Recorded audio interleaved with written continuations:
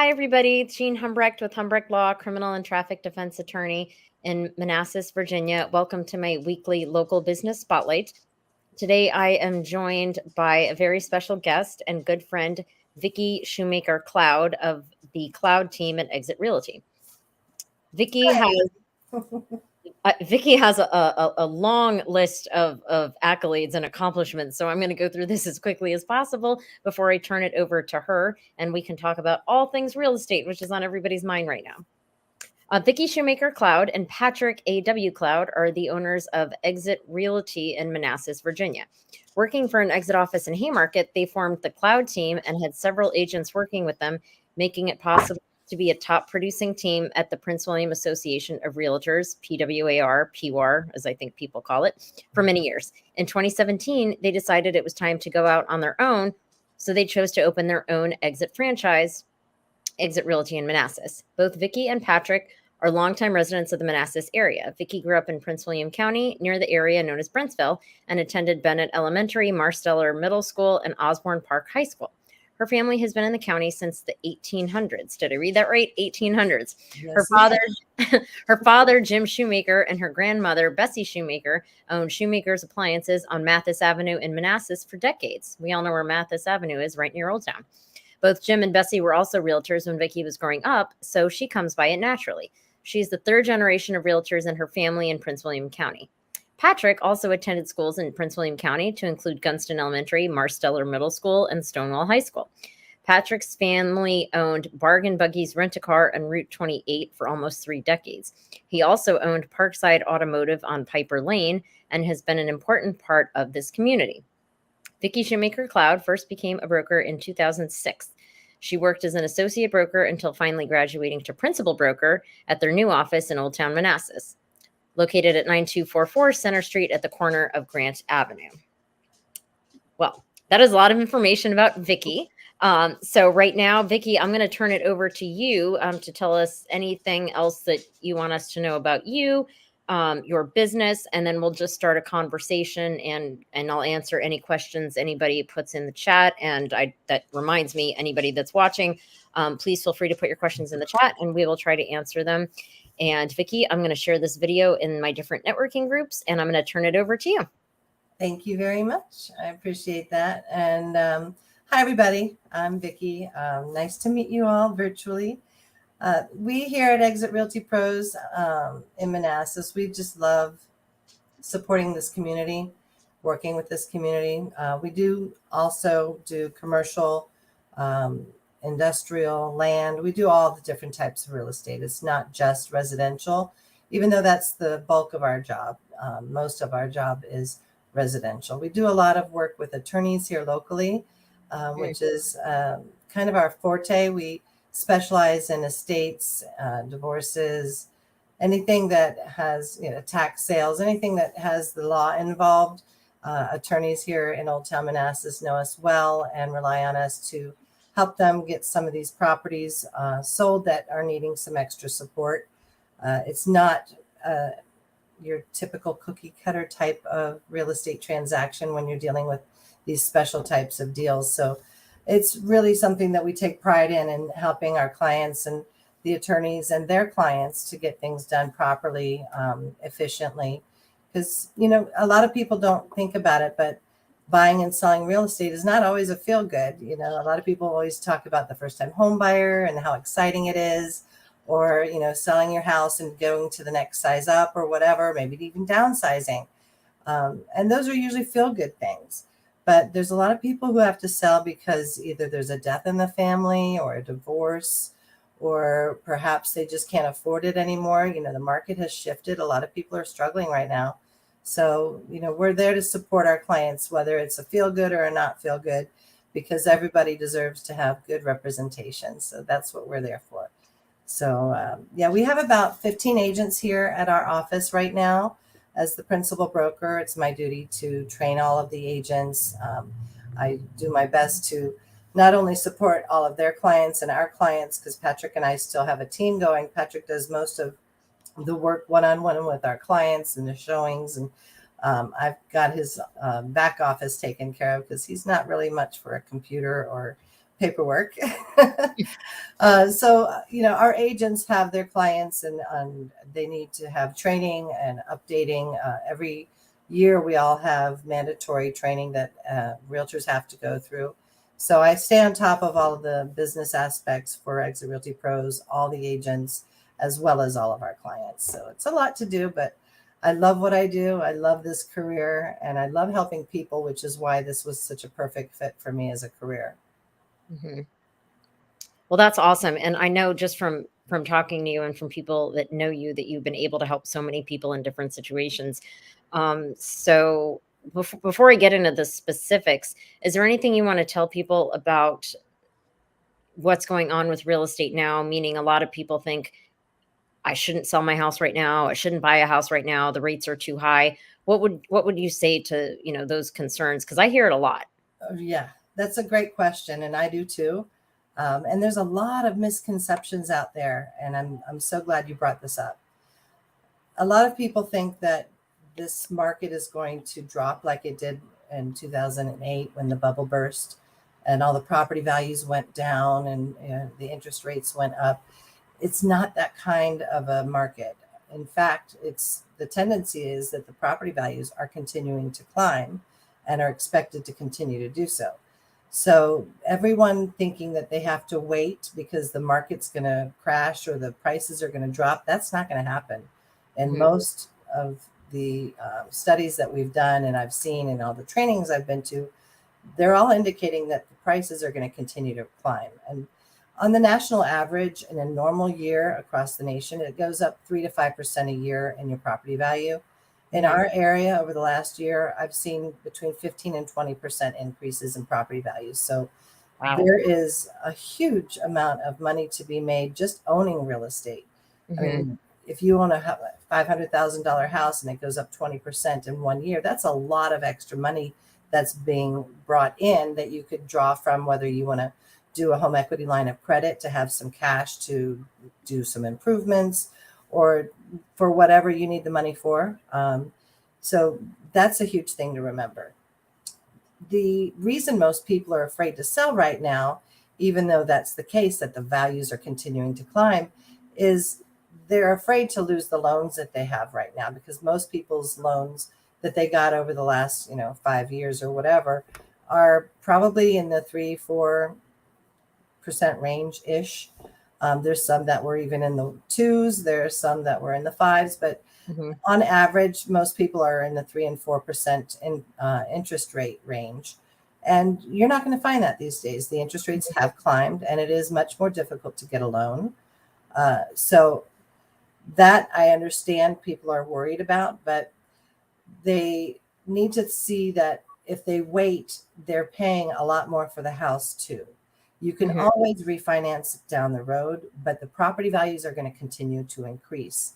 So the properties you're going to be able to afford are going to continue to be more and more of a difficulty. So the prices are going to have to be in the lower price range with the higher interest rates, but that's going to just keep getting worse over the years. So to do something now would be smarter. You're also going to be gaining that extra income or equity on your property by having that 10, 15, 20% increase in the value of your home over the following years. So making the move now is actually smart, but a lot of people are afraid to lose that interest rate that they have that's low. We're hoping and seeing trends that show that probably next year, with the election and all the changes that are expected, no matter how the election goes, there will be change in the lender industry, in my opinion. So a lot of people are expecting the interest rates to get better next year. Maybe not even having to wait for the election, but getting closer to it to give people a more sense of security that things will be changing. And I think then that will make things a little easier for everyone. But if there is a way to buy or sell now, it makes sense because the increase in the values are going to just continue. Well, I'm glad I asked that question because I had no idea that the property values were increasing that much. I mean, I was born and raised here just like you and Patrick. So I knew that this is probably one of the best areas in the country in terms of stability. The prices aren't going to, in my opinion, plummet because it's transient. There's so many people moving in and out in the federal government, and not even including the federal government near a big city. So there's always going to be people moving and having to sell and having to buy because they have to be here for whatever reason. So I guess that leads me, the question I'm getting to is that more in this particular area or all across the country? No, like I said, the national average is 3 to 5% on a normal year. But over, the months and years that we've had with really low interest rates, that was even higher on average throughout the nation. But you're right. Our area, we have the government, we've got military, we've got a lot of industries, corporations that have their home bases here, their headquarters. So we have a lot of people coming and going all the time. So we are more buffered from those changes than from the rest of the country. I mean, I remember when I was in class learning about real estate the first time, and somebody was talking about, oh my gosh, it took me 3 weeks to get a house sold. And then somebody else said, well, I just came from Texas and it usually takes us, 8 or 9 months to sell a house there. And I was like, wow, can you imagine having to wait that long to sell a house?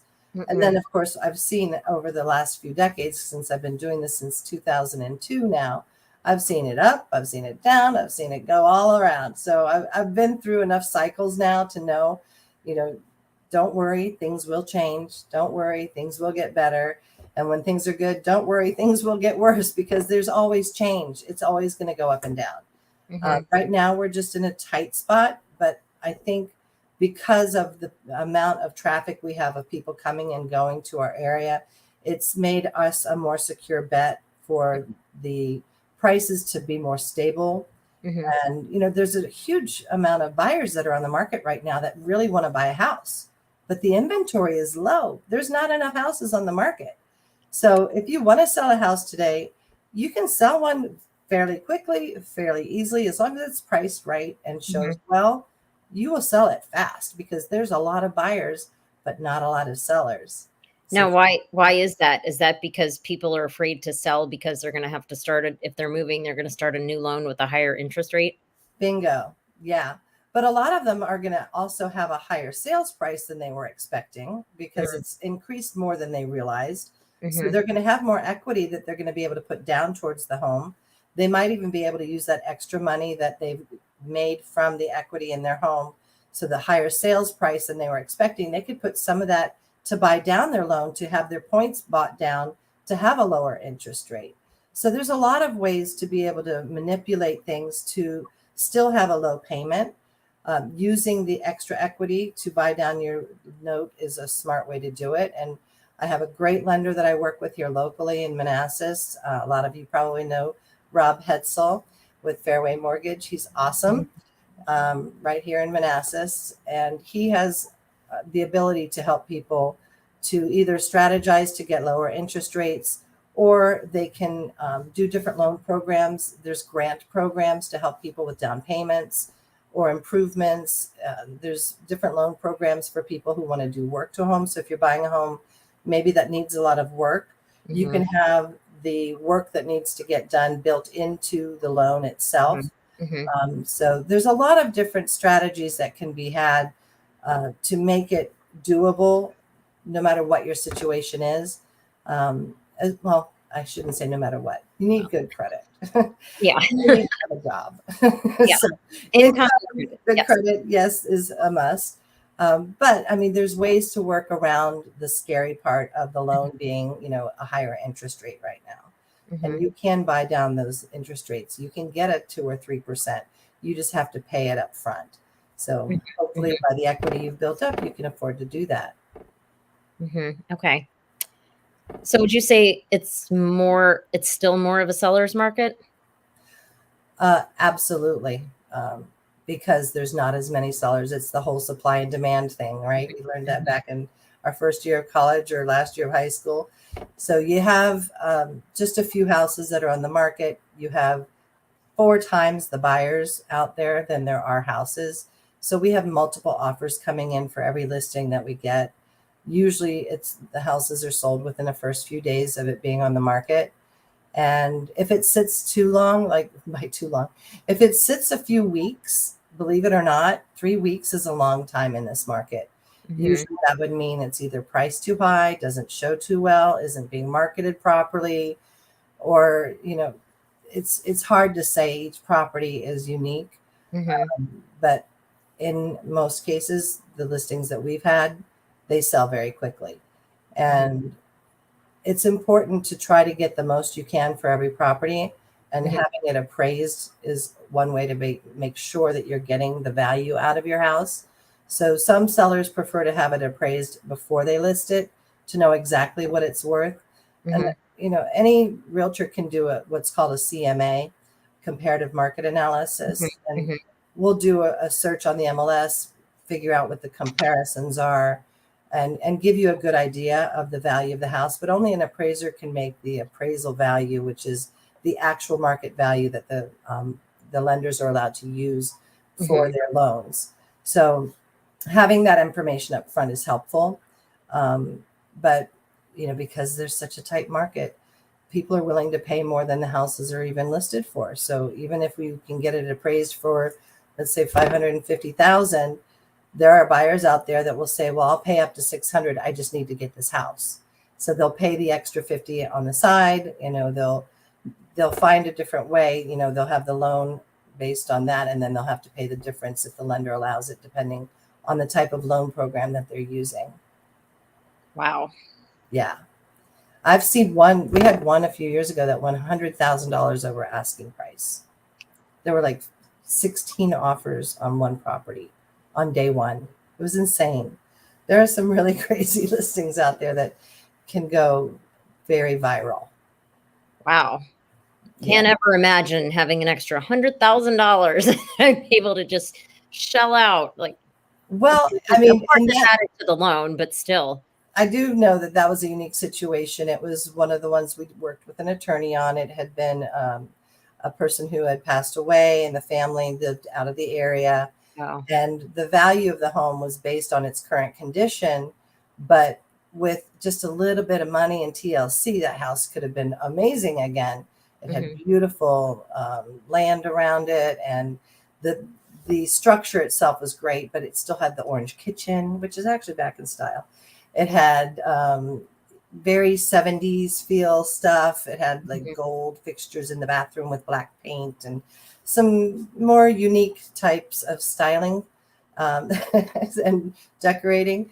So I think the people that could see past that and knew that some paint and carpet and a few little things here and there could make that property worth easily more than $100,000 more than it was actually worth in that moment. Those are the ones that got it. And that's why there was such a huge bidding war, because it had huge potential. It just wasn't right yet. Right. Now, how come there are so many people looking to buy now if the interest rates are so high? Because, like we said, this area has a lot of coming and going. A lot of people that are, whether it's business or government or military. Some people just need to move to be closer to family if their parents are getting older, or their children moved here and they want to be closer to their kids, whatever. There's so many reasons that people move. So there's always going to be a certain amount of need for buyers to find homes. But the less and less of properties that are on the market and available makes that pool of buyers just keep building, because there's not enough homes for them to be able to buy. So that's where we're backlogged, basically. We don't have enough houses for as many buyers as are out there in our area. Right. What would you tell people who are trying to buy but maybe are currently renting, obviously renting? Should they just continue to rent? Because I made the decision, well, obviously I've been trying to buy for a long time, but I made the decision where the rent was just getting too ridiculous that a mortgage would have been cheaper. So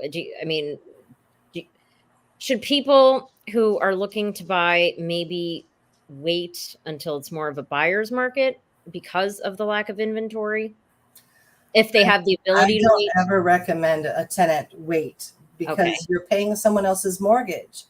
Why would you want to pay somebody else's mortgage when you could be gaining not only the benefit of paying down your mortgage, with the same amount, if not less than what you're paying for rent. But you would also be missing out on that equity that you're making every year. So, I mean, doing the math, let's just be really, really modest and say a 10% increase annually. You've got a 500,000, let's be modest here too, $300,000 house that goes up 10% a year. In 1 year, how much more money are you going to have? $30,000. Exactly. That's a lot of money. Some people make that on their, work every year. So you're just making that passively by being the owner. And you're going to have to pay that money as rent anyway. So why not pay it towards the mortgage instead?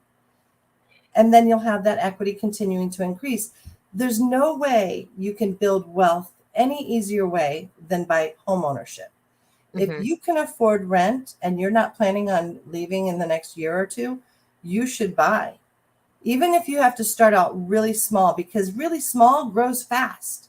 You can get a 1-bedroom apartment right now and keep it in the low, try to keep it in the 200, maybe up to 300,000. You can build that up to a house in no time because of the equity that you're going to be building. That will be coming to you at closing, that you'll be able to put towards your next house as a down payment that you didn't have this time that you'll have next time. And that's how people cycle up. You start small with an apartment, you go up to a townhouse maybe, then you go up to a single family house, then you get to the bigger single family house.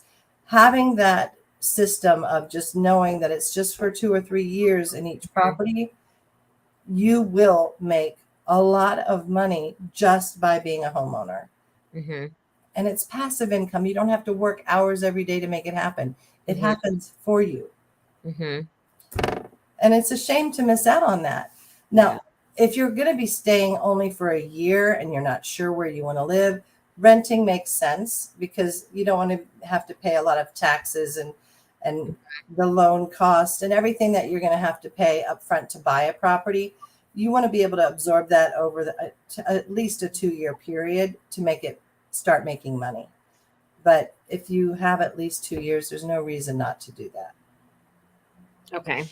One thing I would like to say is a lot of people could benefit. If you have a child, that's when you should buy a property. And it should be a rental that if you can afford to buy a property, even if it's a small 2-3 bedroom townhouse or apartment to use as a rental, that rental income over time will be paying for the mortgage that you're going to need to probably buy that property. And the increase in the value of that property over time, by the time your child is ready for college, will pay for the child's college in full. Wow. Just owning that home that will be paying for itself will cover your college for your kid. It's an interesting concept. And a lot of people miss out on these opportunities because when you're that young and you're still having, you're just starting out and having children, you might be too young to be thinking ahead financially and how you can structure things to be able to have the money you're going to need when they're ready for college. So that could be a really good tip for somebody in their 20s or 30s that could benefit from doing something like that. That is a really good point, and I never thought about it like that way ever. And I've talked to a lot of realtors over the past several years. I mean, that it makes total sense, and I just never thought about it like that. And I wish that I did. But is it that they're not planning, just not thinking to plan that way for the future, or is it that they think that they can't afford that house and don't really try? Well, I think a lot of people think that you have to be rich to own more than one house because you're going to want to have the house you're going to be raising your child in. Right. And to think that you can afford a second house seems unreasonable or irrational when you're just starting out in life, or maybe you're not at the top of your career yet. You're still building your career. Or, maybe one of you of the couple would be staying home with the kids, so you don't have the two incomes to be able to think that you can afford to have a second house. But again, you can purchase the rental house that you will be renting out with a loan.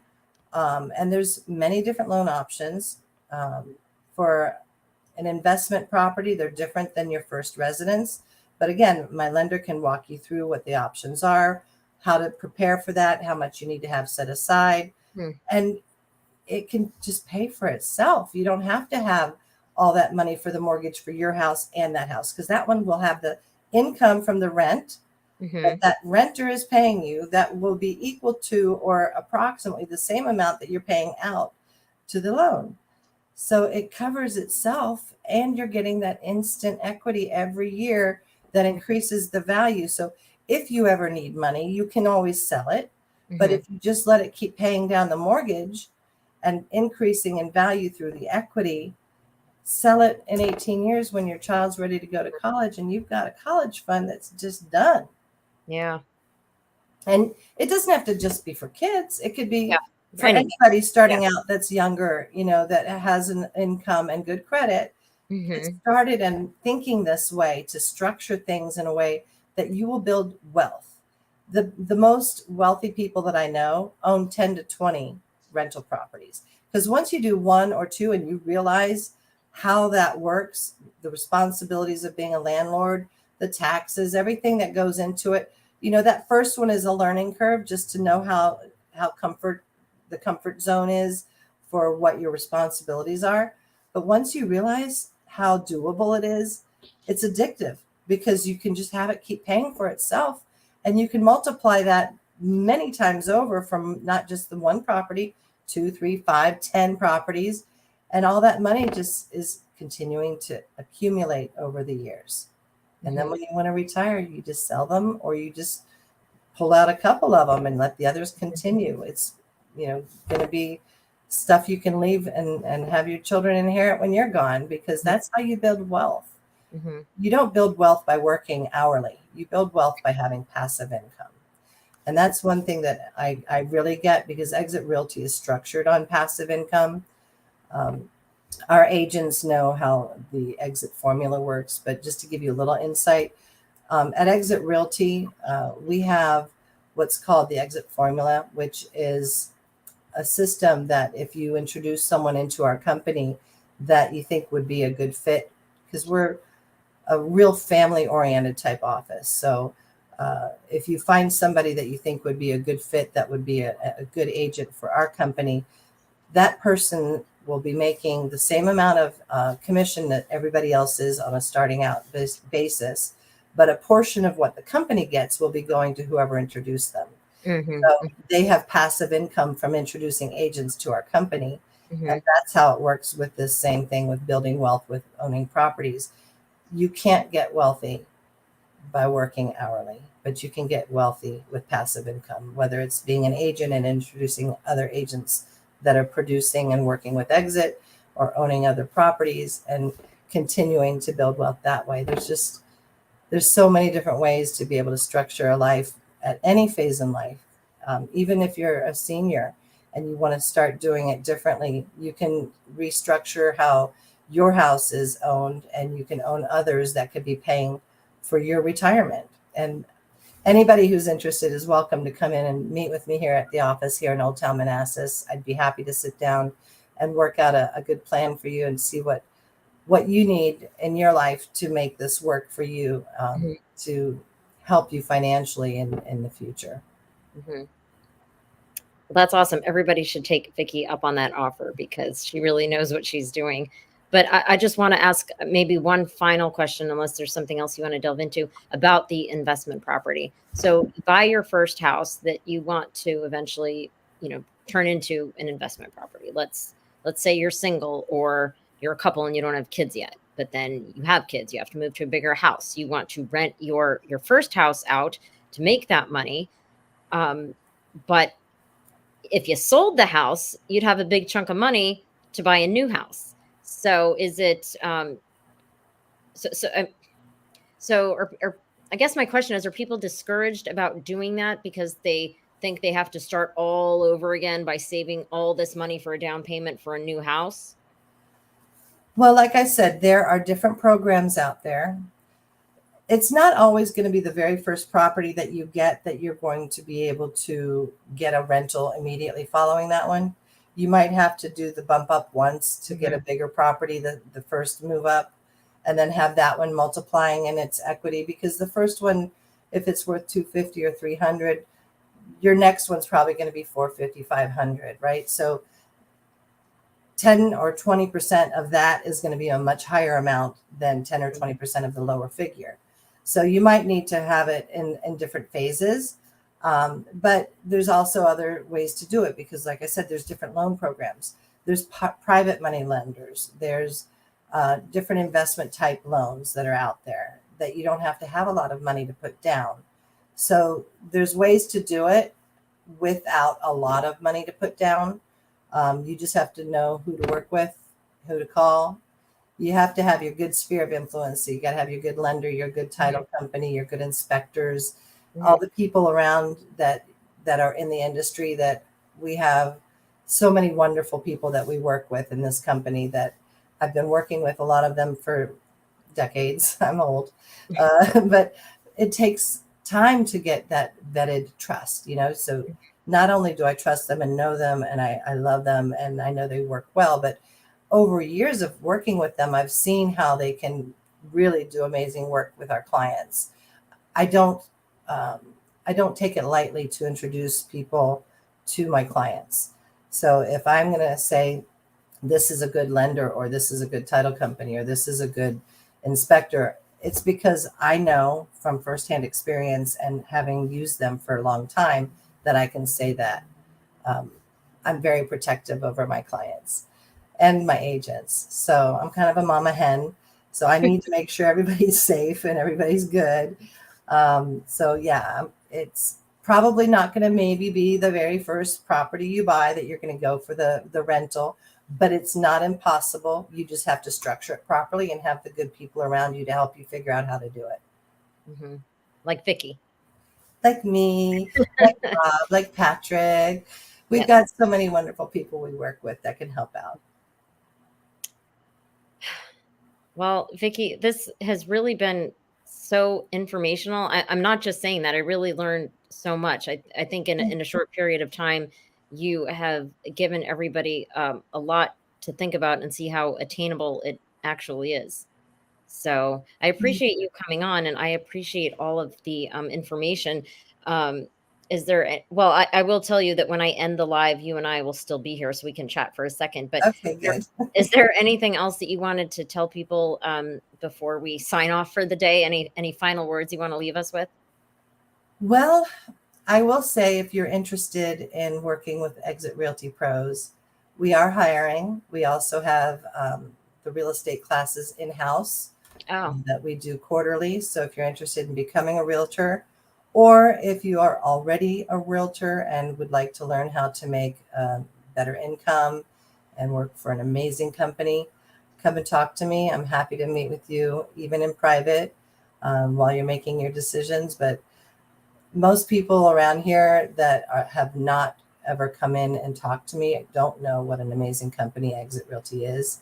And I would really love the chance to explain how we work and why I knew after being with several other companies before I came to EXIT, why I know this is the best company out there.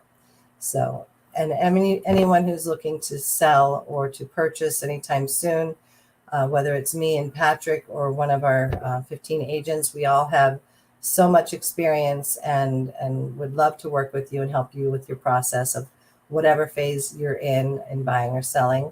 And again, we do commercial and residential. So we're working with an industrial client right now. So we're happy to work with you on whatever type of real estate project you're doing. And we look forward to hearing from you soon. Well, thank you, Vicki, so much for taking the time to come on my live and inform everybody. And I have a lot of people that watch this live, but they also watch the replay later. So if anybody has any questions, you can type them in the chat and it will definitely notify me. And I think Vicki as well. And we'll get those questions answered for you. But Thank Vicki, you very much for doing this, Jean. I appreciate you highlighting my company today. Of course. I always want to highlight and help out my friends, and not just friends, but people that I know are good at what they do. Just like you protect your clients, I protect whoever's watching. I have you on because I know, like, and trust Because we care. Yeah, exactly. All right. Well, everybody, thanks so much for tuning in, and I will see you the first Wednesday of November for the next live. Stay on, Vicki, after I end this. Bye. Okay. Bye, everybody. Thank you.